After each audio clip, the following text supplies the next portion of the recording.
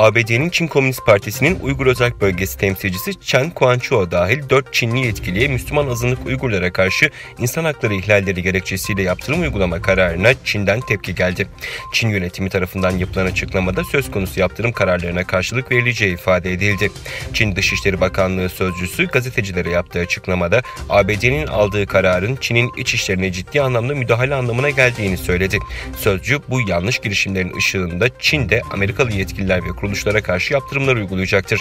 ABD'yi bu yanlış kararı düzeltmeye davet ediyoruz. Eğer ABD buna devam ederse Çin de karşı yaptırımlar uygulayacak dedi.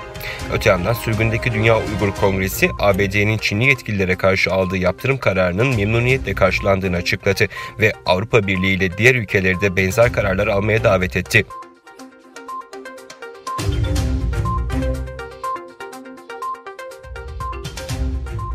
Uluslararası üne sahip markalardan biri olan Lacoste, geçtiğimiz günlerde Doğu Türkistan'da zorunlu çalışmaya dahil olduğuna inanılan tedarik zincirleriyle tüm ilişkilerini keseceğini duyurdu. Adidas'ın ardından ünlü ayakkabı ve giyim markası Lacoste'un da bu konuda duyarlı davranması takdirle karşılandı.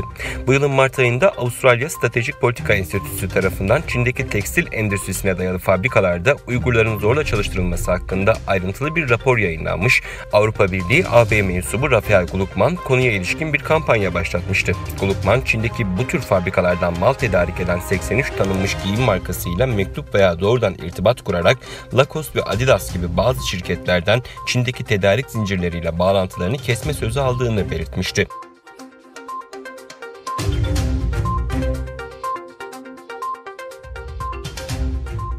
İYİ Parti'nin Çin'in Doğu Türkistan'daki Uygur Türklerine yönelik baskı ve zulümlerinin araştırılması amacıyla meclise verdiği önerge AK Parti ve MHP oylarıyla reddedildi.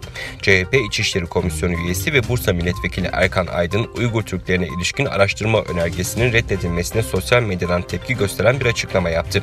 CHP'li milletvekili Aydın, Çin'in baskıcı uygulamalarına maruz kalan Uygur Türklerinin sorunlarının araştırılmasıyla ilgili teklif az önce AKP ve MHP oylarıyla reddedildi. Her fırsatta zulmü dile getirenler zulme yine seyirci kaldı dedi.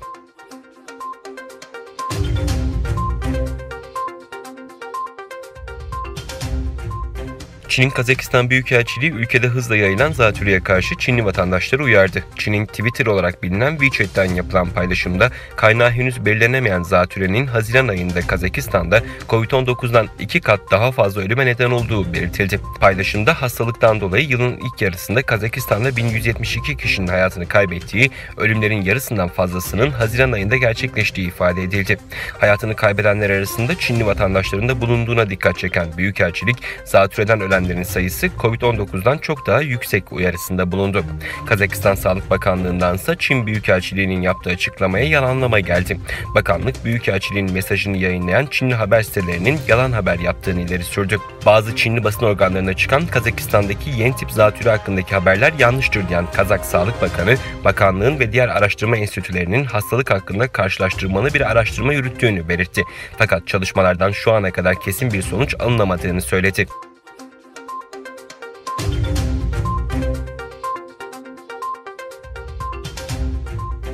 Ayasofya'nın cami olarak Diyanet İşleri Başkanlığı'na devredilmesi kararı resmi gazetenin mükerrer sayısında yayımlandı. Danıştay 10. Dairesi Ayasofya'nın camiden müzeye dönüştürülmesine dair 24 Kasım 1934 tarihli Bakanlar Kurulu kararını iptal etti. Cumhurbaşkanı Recep Tayyip Erdoğan, Danıştay'ın Ayasofya kararının ardından ulusa sesleniş konuşması yaptı. 24 Temmuz'da Ayasofya'nın ibadete açılacağını duyuran Erdoğan, Diyanet'te dini yönüyle ilgili çalışmalara başladı. Ayasofya Camii'ne ücretli giriş uygulamasını kaldırıyoruz. Tüm camilerimiz gibi Ayasofya'nın kapıları da herkese sonuna kadar açık olacak dedi.